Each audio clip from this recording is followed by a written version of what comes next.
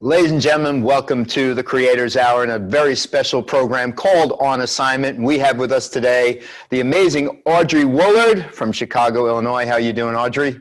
I'm doing well. How are you? I'm doing great. And we wanted to actually get the skinny from somebody who has shot one of our new Z6 cameras. We are in the next generation of Z. We introduced the Z6 II and the Z7 II, and we gave you a call one day and said, hey, Audrey, we got an assignment for you. We can't tell you anything about the camera, so you're going to have to trust us. But we want you to think high resolution, maybe think Z7, and can you put a shoot together for us? And we're going to talk about all of that today, because the good news is you and I got to work on this together. And it was such a pleasure to work with you and see you work. You are such an artist, and we'll talk about all that and the images as we move forward. But first and most important, how are you? How's your family? What's going on in Chicago? I'm doing well. Family is doing good. Kids are now off doing school the way that I guess they only can do it now virtually. But Chicago's great. I'm knee deep in portrait season, so trying to get in as much shooting as I possibly can before winter. Lovely Chicago winters hit us. Well, I definitely want to delve into, from the moment of the first phone call to us being on the streets actually shooting, to that last minute where you and I were both exhausted. You ran ragged during the day and we bounced around. We're going to see all of that and maybe even some behind the scenes pictures as well. But we're evolving so quickly with mirrorless right now. And we had the introduction of the Z6 and Z7 and several lenses and an adapter. Fast forward, we've got, you know, just a wealth of lenses in Z Nikkor now. And we tasked you to put an assignment together to shoot the Z7 II and use the Z Nikkor lenses, and then you go to work. So take everybody to that point. You're a photographer, you're a pro, you get a phone call from a company like Nikon. We get on, give you little bits of information and say, here's your window to do this. Very small. Talk about that experience, everybody out there that's tuning in. So you described it just exactly how it is. You have no information. So I honestly did not know what to expect. I probably, and you know me now fairly well, overthought every single word that you said to me, which was like 5 words. So, as I really thought about it, put a shoot together, how would I personally, approach a scene and things like that. So I decided to just stick with my guns and stick with what I'm used to and plan the entire day from start to finish in one take. I'm not sure if I would ever do that again, but luckily it was fun. And I can imagine what starts to go through your head in the way of planning, because it's not really just go out there on the street and shoot. You got to put together models, you got to put together the day, you got to check the weather. I know you and I were looking at weather forecasts, and I, from my experiences, do a lot of production. What did I tell you? Just stop looking at the weather. The weather's going to be the weather. But you actually made a great call in postponing by a day, because it rained all day on the Friday, I believe, and then we spent the day Saturday shooting. So we'll get to the part where I put the camera in your hands, but talk a little bit about how now you start to reach out models and you start to coordinate your calendar for production within this day. How do you figure out the flow to the day? You don't even know how long it's going to last. Yeah, so, because I photograph young kids, even though they're teenagers, or some of them are younger teenagers, they still have an attention span. And in order to keep them, engaged and give me what I need in order to produce the images that, were expected of me, I looked at who I photographed before, because these were all kids that I photographed before. And temperament, who can hang out with each other, who can't when I need someone, when I don't. And I also had to plan that according to the light. I'm starting at 10 in the morning, moving down to the end of the day. What am I looking for from what person, X, Y, and Z? Also, one thing we didn't mention, like dealing with permits, had to secure some of those, had to change the permit date right at the very, very last minute. So it's, I had to think three shoots in one day. That's like the best way starting off with the kids that I know that can last a little bit and can kind of hang out, ending it with people who would rather get in and get out. So you got to kind of think about temperaments and all of that. So yeah. I was blown away by, as the day unfolded, how you kept everything together and kept everything on time. And then we had, you know, that full day, and we ended with Maddie, the acrobat or the gymnast. Yeah. And it was quite an amazing shoot. When we did say up front, just think Z7, you and I get together, right? I'm delivering this stuff to you. Yeah. As I start to launch these pictures, let me bring this up. Because it shows a few pictures of you with the camera in hand. We sat down over a very light dinner, and I put the camera in your hands. I'm not here to tell you what you felt. Tell everybody what your perception was, what your impression was from the very first moment you picked up the camera. You know, one thing about, you know, the mirrorless system and Nikon is that I like things to be very familiar. And so now that you've seen me on a shoot, it's so much, you know, going on. Do you know what I'm saying? Whereas I can't think so much about my gear, because if I am in the middle of the street, I can't fumble around. So I was really happy that all of the menus were very familiar to me, so that I can just boom, boom, boom, set it up. I'm a big fan of the I menu, where I can, you know, change my from my AF from single to continuous. I can change my white balance, all of that with just like a couple of clicks, boom, boom, boom. Okay, let's get the shot. So I was so happy about that. And I, you know, especially with, you know, when we were doing some of the shoots, like with the dancer and things of that, some of the kids, if you remember, you know, they look very static, but I have them spinning, they're turning, they're moving. Just so that I can get a lot of different shots. So that AF, that fast AF system was perfect for me. So, and I did use and I know that there is a word for it, but the iFocus, but with the wider, the wider, the wide AF area target. So what's yeah. Yeah, I mean, that's a new improvement to the camera, and I'm glad you mentioned IAF, and not to be confused with the I button you were talking about before. That's the information button that quickly allows you to access a series of options to change right there on the back LCD, or you see it through the viewfinder. And to me, I totally agree with you, because for functionality, my eyes up, boom, I hit the I button, I roll over, I pick my focus points, I pick my focus marks. But yeah, I mean, so many autofocus improvements in this camera, not only for acquisition speed and tracking, but to now have IAF, there's animal IAF, there's human IAF. And not only do you have it in its normal form from like a Z6 and Z7, in the Z6 II and Z7 II, Z7 II, the camera that you used, you can actually use that IAF with the wider area focuses. There are different, you know, targets that you can use, a smaller and a larger target, and it works out so well. But that's great. But let's get back in there. We're having a little bit of a talk over table over this light dinner. Nerve factor, what are you thinking in the way of, we got to shoot in a day or two, and what's going on in Audrey's mind? Truthfully, I hope I can pull this off. That's kind of the first thing. But I'm really, you know, I do a lot of ambient light shooting and balancing ambient with created light. So I have no idea, especially with it, you know, raining the day before, what am I going to be dealing with? You know, and I had no idea.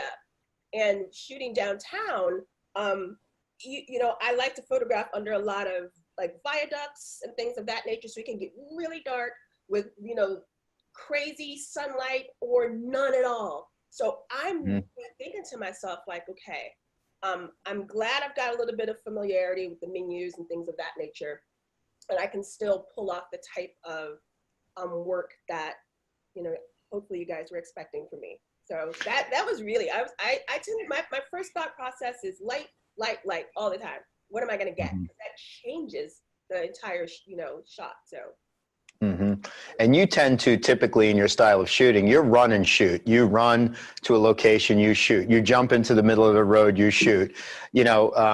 So there's no doubt as we start to jump into these, we're moving on the street, and you've got all your models coming, and you've got them set up at a hotel. So the changing room is up in the hotel. We're kind of in the vicinity of the hotel. I see you organizing and shuffling this all back and forth.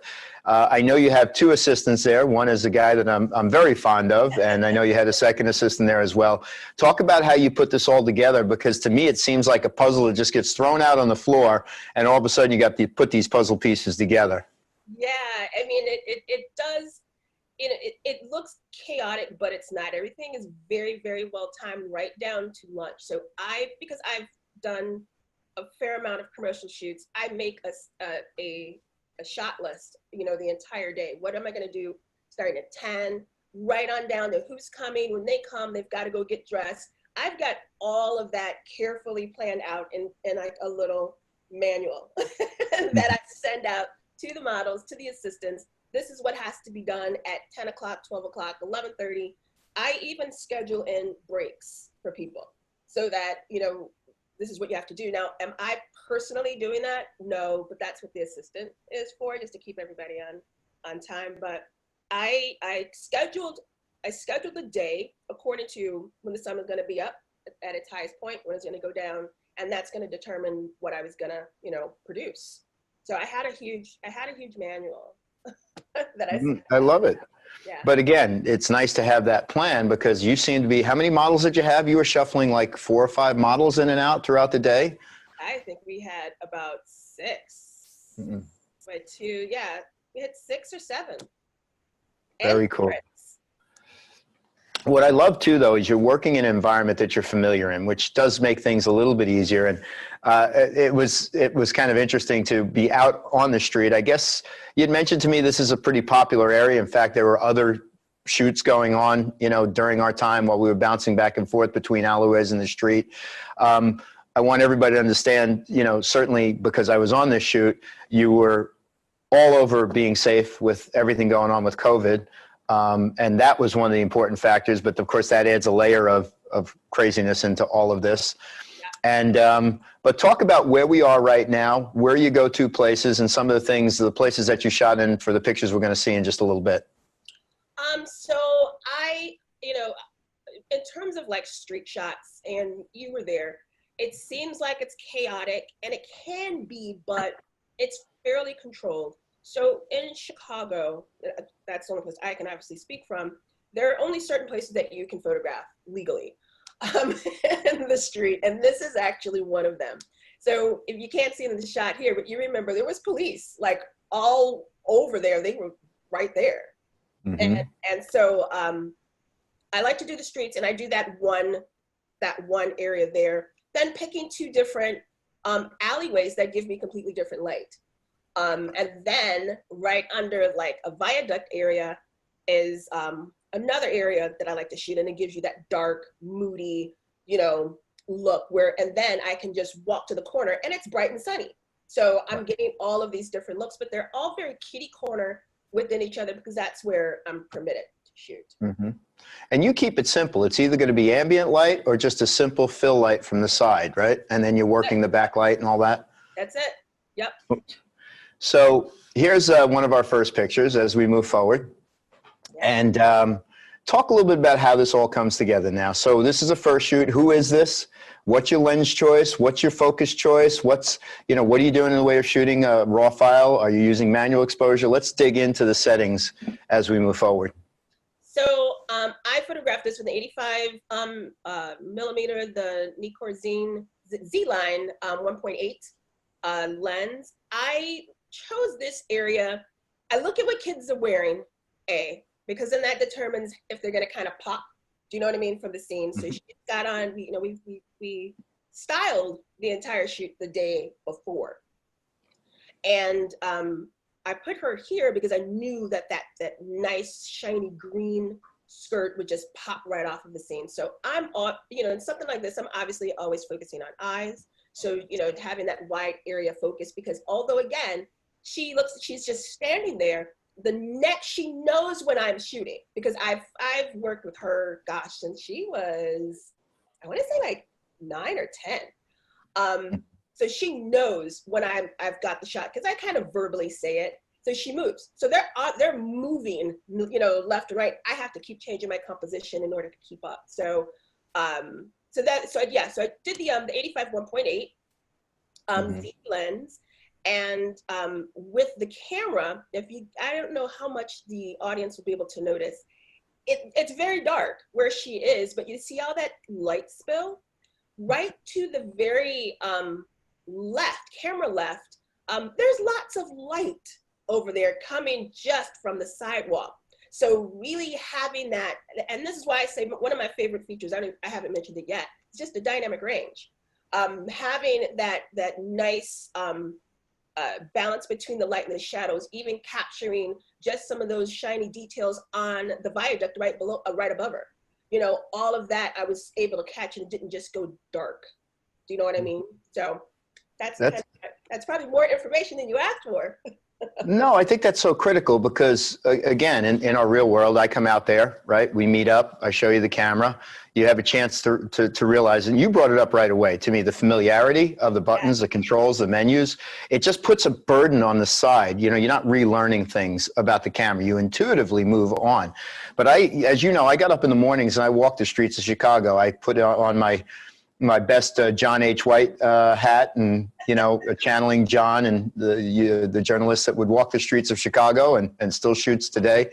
And the light was beautiful. I see why you're doing what you're doing, but you bringing up that light coming from the side is so important, because in the streets of Chicago, which is a beautiful city, there are so many opportunities. What I noticed right away, because this is the first time I got to shoot the cameras, you mentioned dynamic range. I felt like it was a really nice jump up as we evolve into the next generation of Z. And I felt the crispness of the files and the color to the files was pretty dead on. What are your thoughts about the quality of the file that you're seeing? Because on paper, when we look at this on the website, nobody talks about that. But as a professional photographer, I know that's important to you. Talk about the quality of the file. So I like to shoot very, very wide open, like almost as wide as I technically can go. So with that, you know, being said, having that detail on the face and along the body, it shows so much when you've got that background just completely, you know, wide open and shallow. So when I got some of those files, I'm looking at just the detail that was, you know, especially with this full body shot, right down to the bottom of her shoe, from top to bottom. I'm like, wow, it's like all of that detail is there. And I'm also able to see great detail in the shadows. I guess I'm probably like a highlight and shadow nerd, but I'm looking at shadows in the hair, and I'm still able to see great detail. So all of that was there. And of course, the colors spot on. And I'm such a stickler on good skin tone and things of that nature. And all of it was just completely spot on. I notice, again, we're dealing with a subject off to the side, and even in DSLR, sometimes you're limited to the focus points and the movement. How important is it to have 90% frame coverage and be able to pinpoint that focus where you want? For me, it's huge, because me being a portrait photographer and using those telephoto lenses, the 85s, the 105s, I still like to capture a lot of the scene behind them with those telephoto lenses. So being able to have all of those different focus points, the way I like to compose, I need all of that area to work with, if that makes sense. Because I can, the people who I'm photographing, they have no idea how I'm composing it. So I need to have like all of those different points in order to capture the image exactly how I'm envisioning it in my head. Beautiful, really beautifully done. Again, what's great about this is I got to see the end result after being there, and it's even more impressive to me to see this end result instead of just seeing everything around me going on, to see what your eyes saw through the camera. So we're in a similar situation, maybe a different part of town. You're changing out your models. What's your thought process here as you're going from one shoot to the next? And I'm not sure all these pictures are in sequence to the way the day was shot, but you certainly had a plan. Yeah, so, with this particular young lady, another person that I've photographed for quite a while, and I know that she's more on the introverted, quiet side. So having her sit around for the entire day with a bunch of people, she would have shut down. So I needed to schedule her when she's gonna have her moment at that time, and then you can go home. Because then I can pull out the best within her. So coming over here, what's funny is I actually didn't really, having her in this spot was not my first thought. That really wasn't. It wasn't until we were walking around the corner and I was like, oh wow, her pants kind of match that area, you know, then she can really like pop. It's hard to capture that color when they're wearing black, right? So you've got black shirt, black hair, or dark, you know, very dark hair. But I knew those pants would just kind of give the viewer a different eye and, you know, in conjunction to where she was. Second, you know, you see the car right there at camera left. It's parked. So one thing I look at, and I have to make a split decision, which I never really share because it's such a split decision. I like to see cars pull over there and park, and they still have their like daytime running lamps on, because it adds that little element of, you know, the city downtown. So when I saw that car stopped, I'm like, okay, let's stop. Let's go over here. I'm moving like that fast to get that shot. So this is exactly what I really wanted. I wanted to show that hustle and bustle of downtown, but I also wanted to be able to showcase that connection with who I'm photographing, so they can still be the star of the image with all of the hustle and bustle going around. And did you actually get her to color those pants, get a pair of pants colored match almost identical to the steel? that works out kind of nice. It's nice when that all kind of comes together. When you're shooting, and you're shooting the Z7 II again here, talk about the settings in the way of, I would assume you're shooting some flash and some manual. What are your exposure settings? What are your ISO settings? Talk a little bit about that. And what was the lens for this shot? Okay, so I don't remember my exact settings, but I know my philosophy. So 85 millimeter 1.8 Z lens. I don't remember what my actual ISO was, but when I'm in these darker circumstances, I'm usually about an ISO 400 and up. And because it's just, like I said, it doesn't look like it could be that dark, but you remember, it's nothing but viaduct on that particular street. With this one, this was an ambient light image. The one prior to that, which is kind of in that same area, that one that I did use, this one, that I did use some fill on this shot because she was a little further back. So I guess it's probably not hard. It's hard to really explain, but it was a lot darker. Sure, no, I get it. You're making a judgment call, as you said before, you know, based on how much of that light is actually coming in, where you're getting it from the fill on the side. Exactly. So with this one, 85 millimeter, I know for a fact that I captured this at a 1.8 because that is what I do, for whatever reason. And then use some ambient lighting because I put her there like so fast. That was like a very split decision. And I really wanted her to like kind of stand out with all that stuff going around. So I noticed that, you know, during the shoot, you know, we had a bunch of different setups. Here you have a static subject as the first picture. I know we did stuff of a little girl spinning and running towards you in the camera. Talk a little bit about your AF settings and your performance. I know we switched into continuous focus during the running sequences, but what is your impression of the focus system of the camera? So during this shoot, I actually did both. Like you said, I went from single to continuous. With this, you know, with the single and again, using that eye focus with the wide area, it made it very easy for me to really capture focus when they're moving from side to side. Sometimes they spin, sometimes they do a quick jump. And the funny thing is with some of the kids that I photograph, they instantly know to do that, but I don't know when they're gonna do it. You know what I mean? I have no idea someone's gonna decide to jump at that moment, but they just do it just to give me those different things. So the single point definitely worked. It's moving exactly, you know, where I need it to move. And it's just one last thing I need to think about. Now switching over to the continuous, which I did, we had the little girl skipping. And, you know, I'm actually in that particular setup, I did both between single and continuous. And what the funny thing is, the single ones were catching it. I'm catching my focus. When I switched over to continuous, I was capturing more images that quick. And it's just going boom, boom, boom. And every single one, I'm nailing that focus. And beautiful. It's just perfect. I would think that gives you a bit of a level of confidence. Again, you've shot the earlier Z models. Now you've got the Z7 II in your hand. I would assume that just like puts you at ease as you move forward throughout this day, because it was a long day.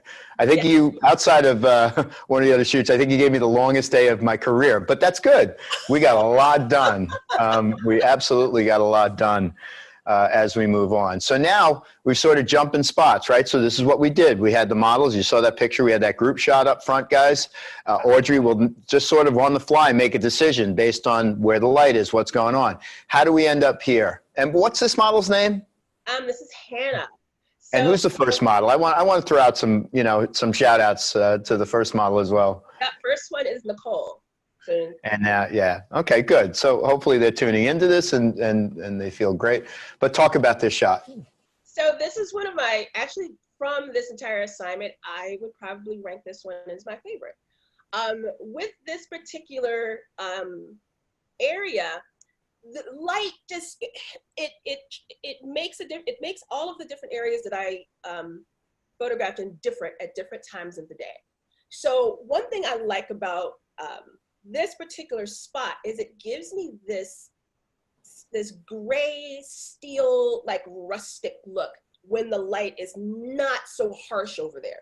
So I decided to come over here, again, thinking about what my model is wearing. And knowing that one of the things, the very few things you gave me, think detail, think color. That was, I'm like, okay, now why would I come over here? There's not a lot of color, but there's a lot of detail. And when I'm photographing at that f1.8, you're still able to see the detail because we're able to capture that dynamic range between those deep shadows and bright highlights. So it all gives a lot of this detail, but it's not overpowering. Even with the train behind her, which just got lucky to catch, you know what I mean? Mm-hmm. Yep. So yeah, this is one of my favorite shots. And again, it seems like we're dealing with what, an 85 here? The 85 1.8 still? 85. Yeah. I mean, the lens is so impressive, and I understand why you'd want that to be a staple lens for portrait. But I love, again, pointing out the fact that you love shooting wide open at 1.8, with this S-series lens. There's nice fall off in the background where, like you say, there's a lot of detail. And, talk about the background in a compositional way, how important that is to you. But I love the way you sort of have all this stuff so you realize where you are, but then it drops out and it's not a distraction to your subject. Talk a little bit about your thought process there. Yeah, so Mike, you were in this alley. It's not a photogenic area when you just walk up, into it. It's like, well, why is she here? Like, what's the point? But when we're using that 1.8, one of the things that I guess a must or a deal breaker for me is I have to have some depth. If I can have some depth behind my subject, a lot of it, I know some of the messiness of it will be accents as opposed to distractions, if that makes any sense. But I almost feel almost like at a loss of words because this actually would be an image. I think if I had to pick something to represent me as a photographer, this would be one. And it does a great job. And again, to be there makes it even more special to me. I think I had some hunger pains right about now, but we were rolling and it was great. It was a really great experience. The way you see you had the crew together, everybody was being safe, the moms were off to the sides, and everybody kind of just rolled together as this pack as we moved from location to location. Now, I know this gentleman is very close to you, and little bit of action now. Got the AF kicking. We got, you're working, moving again to another part of Chicago in that section of town we were in. Who is this? This is my dear baby boy. This is my son, Noah. I actually have never had any of my children on a photo shoot in my entire career. Why I decided to do it this time, I'm not sure, But he did great. So we went, like you said, we were in another area in Chicago, following the light, seeing where the sun's at, you know, X, Y, and Z. This was actually a moving shot, and this is when I started using the wide, the AF wide with the eye focus. This is when I started using it right here. And you know, I was trying to take my mom hat off and say, I want you to walk and do this. And when they don't do it, then you turn into mom. But I had him actually, I wanted him to walk at his pace. You know, don't walk to where you think I need to get the shot. I want you to walk how you normally walk, and let me just see if I can get it. I got this shot actually in the first take. I only redid it one more time just to be, you know, how photographers do. We want to be safe, but it just nailed it, just perfectly right there. And if some of the viewers can see where light is, sun was very high. So what was this, around 11:30, I think? This is earlier during the day. So you can see that where the shadow is at. So the sun's directly behind him, but I'm able to just nail that exposure. Colors on this were perfect out of the camera, literally perfect out of the camera. So yeah. And it looks like you got dueling light here. So you got a little bit of light kicking from that overhead sun. You filled it with a little light towards the foreground. And it's just, I mean, it all comes together. Again, I don't see through the camera while we're there. And it's even more impressive to see this now, to know where we were and how we were moving. So as you're rolling along on this shoot, we talked about familiarity of the camera. We talked a little bit about the autofocus. How about the form function from your days of going from DSLR now rolling into mirrorless? Talk a little bit about the form factor for the Z7 II as you're shooting throughout the day. Well, for me, one of the things that I love about the 7 II is just being, you know, just the mirrorless system, period, the lightweight, you know, and just being able to have that lightweight camera and being a photographer that moves a lot, you know, while like even with this one here, while my son's walking, I'm walking with him. I'm not just like stuck in one spot and trying to pan the camera, do you know what I mean, left to right. I'm walking right with him, so I'm not, you know, very static myself. So going from that DSLR, you know, I still have them. Obviously, they're my backups now because I'm full-time into mirrorless right now. It is hard for me to switch back to the DSLR, and it's mostly from an ergonomics, how it feels in my hands now. So having that same power and functionality that I was used to with all of my DSLRs, and now it's packed into this mirrorless system, it is so hard to go back and forth. So I'm full-time mirrorless right now. No, that's amazing. And how does that affect your business? I mean, I hate to, you know, sort of get back into the whole theme of all of the things that are going on around this, but, you know, I always find it important to ask photographers is, you know, the trust and reliability of equipment is so important to your business. How important as the evolution of these cameras come along, what does that mean to you as a photographer as it keeps progressing? So if you kind of marry in the tech with the creativity part of, you know, being a photographer and of course being in business, anything that's going to make me work quicker, faster, more efficient is always going to make me more money. And you know, when you've been in business for at least, I mean, I'm going on my 17th year now. So when you've been in business for quite a long time and you're photographing some of the same people each year, you have to figure out how to change things up.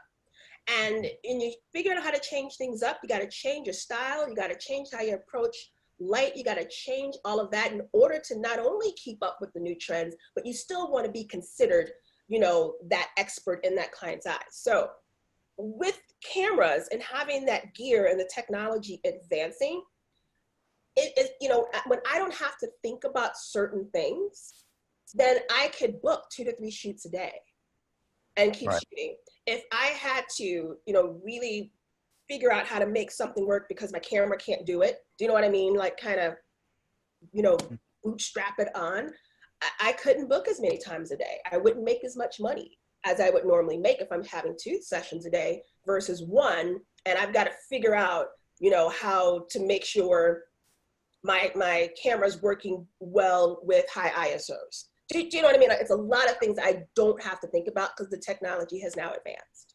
No, that confidence to be able to do your business is key. So thank you for that. And now we're down that long street, right? And this is funny too, because this happened. A cop car pulls up and the officer starts to talk to me like, oh my God, here we go. Put the cuffs on. Here we go. Somebody found me. And I'm in the streets of Chicago, but it's actually a gentleman that knows you. It seems like you know most of the police officers in the area, and every one of them, I'm telling you, people, you had to have been there to see that they're moving their cars for her. They're moving the police cars. They're shifting around. Hey, do you mind it? And this is your element, right? This is your wheelhouse. This is where you live almost every time you shoot, right? So yeah. Talk about the location, talk about the model. She was beautiful. Spent some nice time talking and chatting with her mom about her career. Very intelligent young lady. Talk about all of this as you bring this shot together. It's funny because, like you said, I'm here all the time, so they know me. When they realized this was a commercial shoot, we didn't tell them what it was, but they realized, all right, she's not just doing her regular stuff. They started photobombing me and jumping the shot. So. I thought all of that was fun, and they're keeping us safe, but they're keeping it fun as well. But so this is a young lady named Berkeley, and anybody who's ever followed me will see her and has watched her grow up in front of my lens. We've been photographing her for, gosh, she's now 16, I believe, and since she was like 7, so a very, very long time. And one thing about her, and the reason that I like to use her, is because I don't have to tell her what to do. Do you know what I mean? Like, she just will, I'm like, Berkeley, just get out there and do your thing. So one thing about this was earlier during the day. It was very bright outside. And I knew if I put her in that particular lighting situation where we were getting hot, remember? I mean, the sun was just kind of just beaming down. Yep. I knew she would deliver it. I mean, knew it, and I didn't have to worry about it. And then I'm getting my day going, do you know what I mean, as well. So one thing about this shot, which this is also kind of another one of my favorites. I knew at this time of day, we wouldn't have that much kind of hustle and bustle traffic. So that was another reason why I wanted to put her kind of in that spot. What you mentioned about the alley before, I think applies here. You talked about the alley being, so you walk into it, it's not very pretty. It's the same thing with this block. There's a million things going on in cars. Obviously, you have to wait for the right times, but somehow the cars just settle into your backgrounds nicely. I want to mention to everybody that this young lady's hair is magic, right? Because when I first met her, it was tied up into a bun. And then I turned around and it was out. And it was one of the most impressive things I had ever seen in my life. And but it was extraordinary. But talk about this. You're back to the 85 again, right? The 85 1.8. You got it. I know, again, we bounced around some lenses and we did use the 35 1.8 S Xenic or S series lens. We use the 85 1.8 as well. But go ahead. We're back to this. Talk a little bit about the settings for this photo, what you did. Yep. So definitely at 1.8 on this with the Nikon Z85. Because it was very, very bright, my shutter is cranked all the way high. So I'm between a 64 shutter and 8,000 shutter just because it's so bright outside. And again, going back to that dynamic range, I'm able to still get some nice sky that's behind her. Again, I'm shooting very, very wide open, so we're blurring a lot of that out. But one thing with photographing downtown, especially a city as big as Chicago, I'm sure the same will be with New York, wherever the sun is will determine what the background looks like. It can shine between buildings and change the entire scene. So at this particular point, sun's directly high behind her, and I knew I had to, if I'm gonna get what I like to call my money shots on the street, I'm usually there around that 11, 12 o'clock to get those shots. Gotcha. Or it has to be just darker, no in between. I know we kind of forced you into shooting 2 different file formats. I would assume that you're normally a RAW person, and luckily during the shoot, the RAW converter, the update to NXD came in. So I know that made you sit a little easier than having to edit the JPEGs. Talk about your choice of file formats and why. Yep. So I did RAW. So we had the two card slots. So I did RAW and in the main, and then I did JPEGs in for the second slot. And like you said, definitely comes in handy. As a matter of fact, I'm fairly positive in some of the images that I'm giving you, you got a JPEG in there. Like it just completely just send it over. But you know, definitely helps. I'm able to, you know, get those images uploaded, and then I can just, you know, especially with the JPEGs, just slide through them and see what I like, see what I don't like. So super.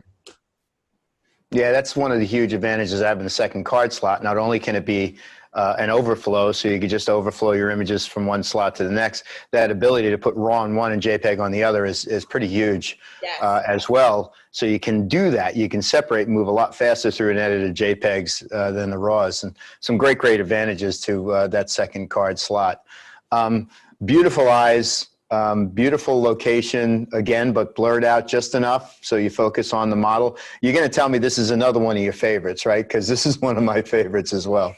Yes, this is one of my favorites. And if I, you know, if I can add in a little behind the scenes humor, this young lady been photographing for a while as well, and probably one of the reasons my son showed up at this photo shoot. I was gonna go that way when your son came in and we saw his picture. It's like, didn't they disappear a couple of times, like to go eat and, you know, little romance going on there? Yeah, they got a little thing happening going on. Oh, he's gonna love us for this. I know. Oh, I know. Both of them, but it was really cute. Now, what's her name? Remind me of her name. Her name is Kenise. Yeah, so she's a senior in high school. I've been photographing her and her sister for quite a while. So they actually do not live in Chicago, so they drove in specifically for the shoot. So I used the 70 to 200 Nikon Z lens for this one.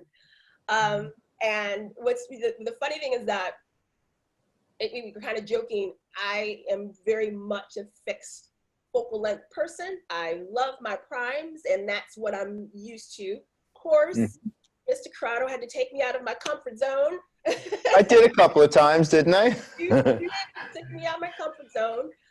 But as you can see, the shallow depth of field on this just shines through. And the funny thing is that this was the first time you took me out of the comfort zone and gave me the 70 to 200. Right, the Z Nikkor 7200, right. I remembered a little bit of trepidation as I'm, you know, kind of bringing over the lens and said, hey, how about, but man, what a beautiful photo. And I didn't set this up. This was literally when you handed it to me. I'm not even thinking about the background any longer. I'm now back to thinking about the equipment. Right? So I'm back to thinking about the equipment, and then I shot this on the 200 end of the 70 to 200. So I'm not even thinking about it, and I was a little shocked at how it came out exactly how I envisioned it. It was a completely unset up shot at all.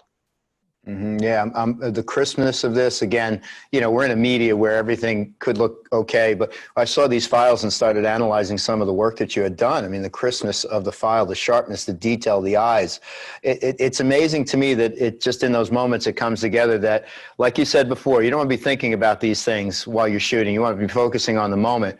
And you were thinking a little bit about the gear here, but when the AF comes together and the science of color comes together and, you know, the metering does what it's supposed to do, or you're working whatever magic you're working in your exposure, to see a picture like this is just so pleasing and rewarding, I would think. Yeah, absolutely. You know, if you know, someone like me who consistently uses prime lenses where the heaviest might be a 105, right? So I get this lens, and I'm now thinking about the weight. I'm wondering, oh, am I going to get some camera? I'm thinking about things I normally would not think about at this level of my career, but that's what's going through my head. But I'm able to nail that sharpness. Everything else is coming out perfectly, really, because the camera's doing a lot of that for me. So it worked perfectly. VR built in. I mean, that's another big advantage. And certainly with a lens like the 7200, it's bigger than the normal lenses that you're working with.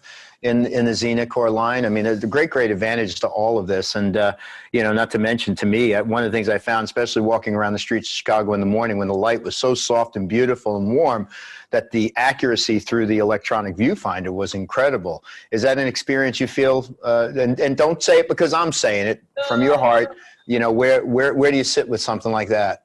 You know, I'm glad that you mentioned it, because that is so true. One of the things, you know, here when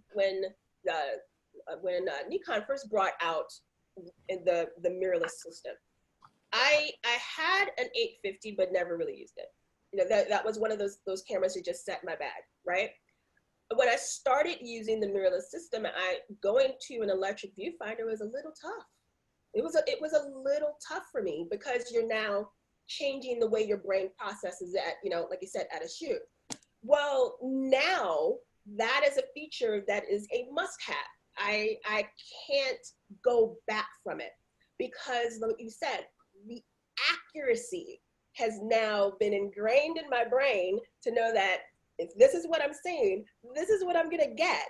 And it's now part of, I guess, my mental workflow is what I like to call it, that whatever I'm expecting, I need to see it in that viewfinder. I think I sent you a text from an airplane, and I was like, hey, you know, this viewfinder is really good. Am I going?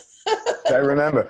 Yeah, no, I see that. And that's one of the reasons why it makes it hard to go back, because when I'm used to the I button to change menus, and I do it all when I'm looking through the camera, like, oh my God, if I shoot with a DSLR, where did that go?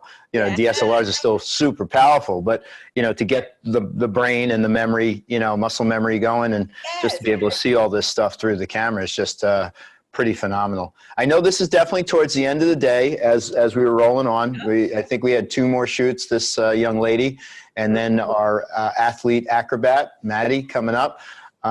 We had some fun moments we'll talk about in just a few, but we're back down to that street again. I mean, I realize there's a lot of similarity in the way you shoot, right? But you're dealing with different model. Talk about how you're styling here. You're changing up the, you know, the clothing a little bit, changing up the person. What's happening here? So around this time of the day, I want to say we were around a 2:33-ish time at this point, and the light over on this street at this time of day, and coupled with where the sun is positioned, it gives this kind of a blue tint. And that's just because of where it's shining at on the different buildings that are surrounding us. So when I didn't actually have her scheduled to go in this spot, I decided to put her in the spot when I realized, I actually forgot until she got there, that she had this little blue, you know, suit outfit. And I'm like, oh, this will be so perfect right here, coupled with that color of the scarf, where it can just give that little pop of color without overpowering it, right? Also, right about this time, if you know, behind her at certain times of the day, that sun can leave this big bright streak right behind her. So I had this really small window to get the type of shot that I wanted, and then we can move on. So, you know, when we're talking about having that little manual that I make, this is the reason why I make those, so that I can stay completely on schedule. And that was one of my assistant's jobs. Keep me on schedule. This is what you do. Even if I'm doing something, you come tell me, and I have to stop what I'm doing. So like I said, over in this area, the goal here was to really kind of get some of those colors just popping, popping. So having that great file made this like perfect out of the camera. So at this point of the day, think back to the overall assignment. How is Audrey Woulard feeling about what she's creating up to this point? You feel good about it? Up until, yes. So, and that was another reason why, you know, as we start going on, we had our gymnast, why I saved her for last, because I wanted to make sure, all right, I got my day scheduled. I know what I'm doing. I got my groove and all of that.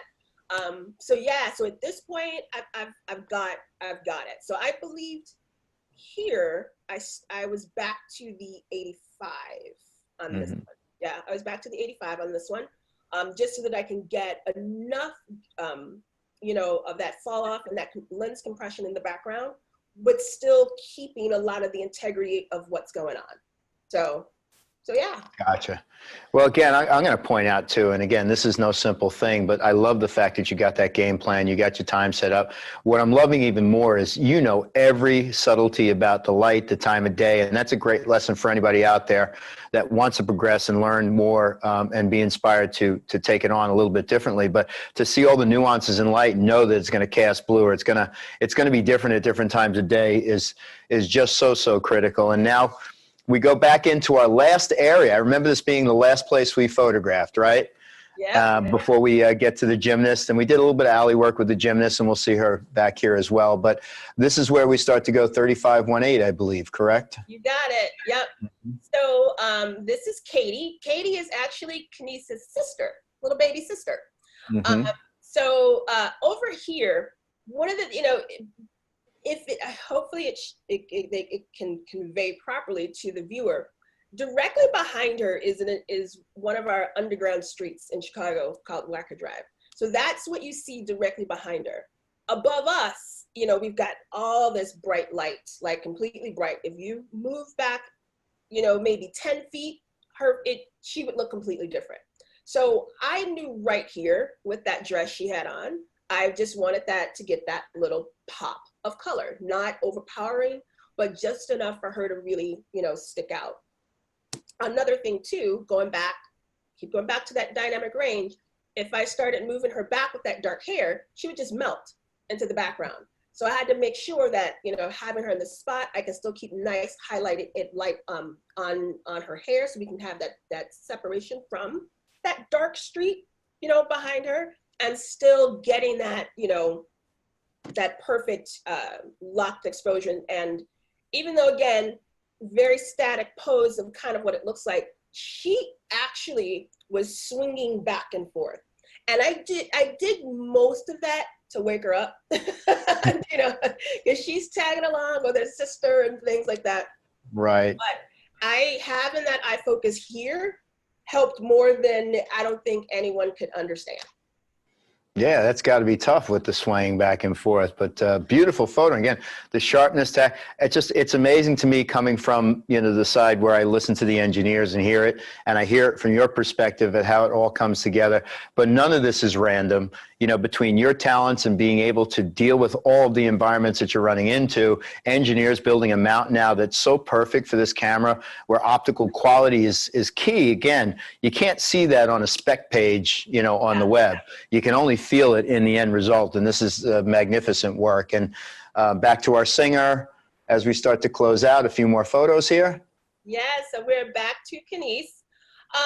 So over here is kind of similar, around that same time. And if the viewer notices, you can see, let's look directly behind her. Now that sun's starting to creep in, where it's going to Right, you were talking about that before, right? Yeah, so I had a very small window to get this shot.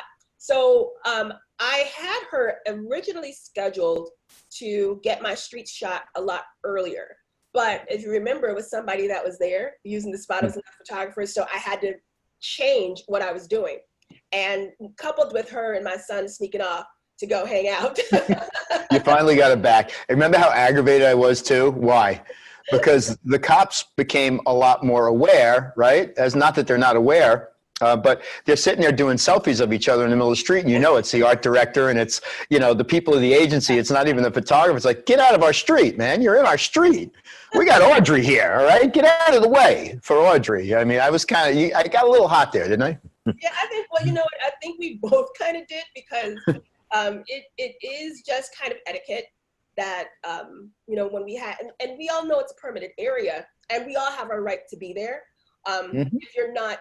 If you're not doing anything at that point, just kind of move off to the side. And you saw me, when I got my shot, I immediately left. I could have done a ton of stuff there, but it's sure. It's just kind of etiquette. So I had a really small window to get this particular shot. I really put her here because, again, we got that blue tone that was coming on, that I said it was kind of color casting off of the buildings, but she had this little dress that had lots of pops of pink, in it. And I thought that with a dress, honestly, being as busy as it is in terms of a pattern, it doesn't look overpowering in a scene that is busy. Does that make sense? Yeah, no. And I really Listen, I don't think the way you do because I don't shoot the types of things you do, but it makes a lot of sense. Absolutely. yeah, yeah. So I wanted to, sometimes, I guess, when I'm taking pictures, I like to have an element of relatability to it. Mhm. Everyone can't have, tons of stylists who are going to, do X, Y, and Z. Everyone doesn't have perfect locations. And I want to be able to show that you can take certain things and make it look, very, very nice. It doesn't have to always be as perfect as, we tend to think it should. I love the bouquet in many of these shots we're seeing as well. Especially, again, I mean, listen, between your talents and her beauty, I mean, how could you go wrong? Yeah, this was again, one of those images that you just don't think was going to be your favorite. Do you know what I'm saying? But it's one of your favorites. It is one of my, yeah, it is one of my favorites. Very, very bright at this point. So I'm back with that 85 1.8 Nikon Z lens, and I'm shooting right at that 1.8. This was natural light, mostly because my assistant slash husband was not paying attention. Uh-huh. So he was not paying You attention. said that, not me. So I think he was talking to you. I don't remember. I don't recall. But you know what I love too? Seeing this, early on the light was a little more even before you get to the end of the day. These are real challenges for you as a photographer, I would think, when the exposure rolls. And if you're telling me this is ambient, again, you mentioned dynamic range before. Talk about this yet again, about the importance of how that is, how that works out for you and your business and your confidence in the camera. So that, we've talked about this a lot, and I'm always saying dynamic range, because some of the areas that I'm photographing in are just not ideal. Right. So, with this particular image, and then with using just natural light, if you notice, she's on the street. The street, I'm blowing out because I want to really nail that exposure perfectly right on her face. With the sun being so high, what it's doing is bouncing off the street, bouncing right back on her face. I can get nice exposure, perfect dynamic range. Again, I'm getting all of that detail in that hair. Do you know what I'm saying? Like, I'm not getting, sometimes with your photographing in natural light, it's, a lot of photographers might get that white halo, where you're losing a lot of that detail in the hair.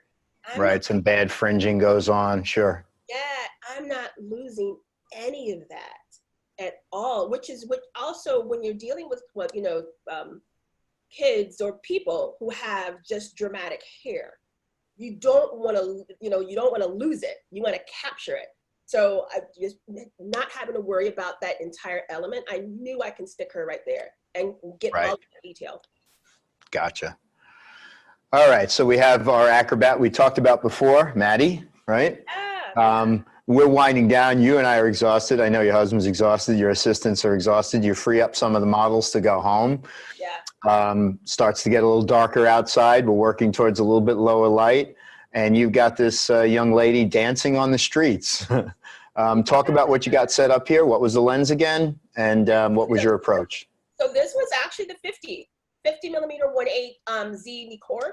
And with this particular shot, when we have to say, she qualified for the Olympics. We have to give her what she. Yes. Although she had to run for her money on this shoot, and I won't bring that up just yet. With another athlete that was there, I know. But okay, so 50 millimeter Z Nikon, S series lens, 1.8. You're shooting on the streets again. Yes. So when you're dealing with gymnasts and dancers and things like that, you don't know what they're gonna do. They kind of will tell you, but you really don't know how high they're going to go, how long that leg is going to go up. You just don't know any of it. So I switched to the 50. I was actually toggling between the 35 and the 50. So this is with the 50 because I definitely wanted more of that scene behind her. Definitely wanted that. But I also needed to make sure I got her entire body. So all of that became a little bit more challenging. Now, the other thing that I had to do, I did not want cars on either side of her, because then you would lose the focus of the form and her jumping and all of that. So I had to get the shot during the stoplights so that I knew that the cars were not going to be in my way. So that's kind of how that whole thing went. There's another element that plays here, because I know you did this multiple times, but she needs it to be perfect, right? She wants to see the photo, and I remember you bringing this up, that Mike, watch this, she's not going to like this because the technique is not there. Talk about that and how important that is to satisfy Maddie in this type of thing. Make sure she's looking the best she can. Yeah, so when you are dealing with athletes, especially the dancers, the gymnasts, and at her level, I mean, just adding to that, they are very particular about form. Whereas we as the photographer care about, you know, the technical aspect. We're like, the light's good, it's in focus. They don't care. They would take a blurry picture that had perfect form. That was, and you know, so and I've been photographing her since she was 12. Before she really like got into it.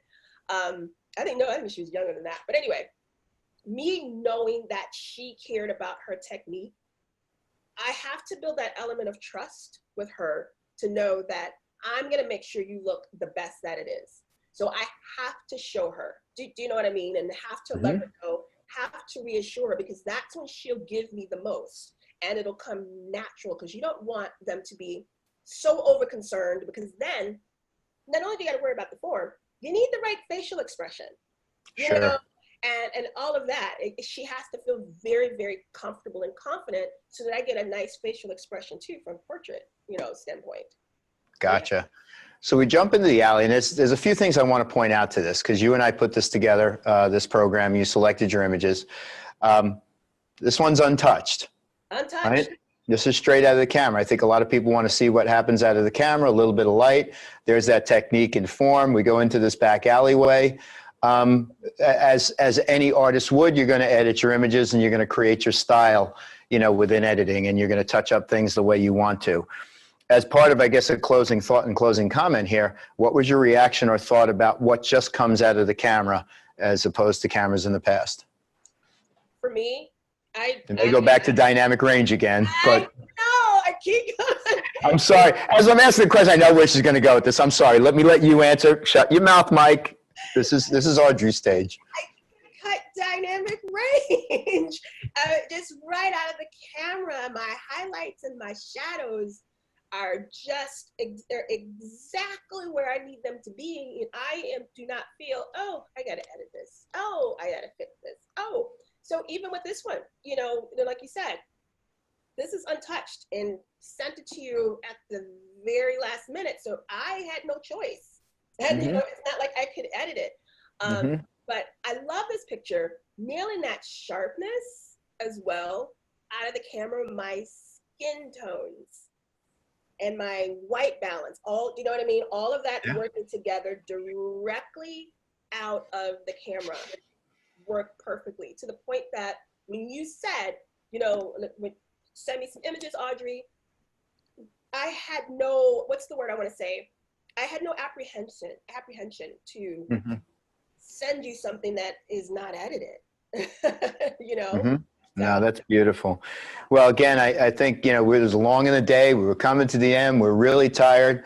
There's always that element of one thing that pushes us over the edge to keep us going, and that's laughter. And you have a lot of favorites. My favorite shot is this next one coming up, because I think I outdid her on the jump. What do you think? She may not agree, but my form, look at that, belly and all, I think looks phenomenal.